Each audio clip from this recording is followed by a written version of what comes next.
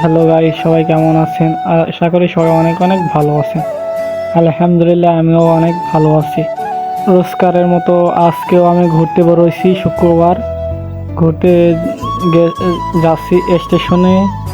সাথে আমি প্রতি শুক্রবারে মেলা হয়, সেই মেলাতে যাব।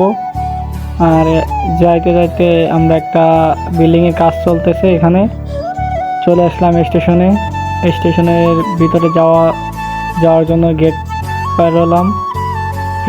স্টেশনে এসে যে আকাশের যে ভিউ, এটা দেখে আমি আর কুলোতে পারি না, তাই একটা ভিডিও নিলাম।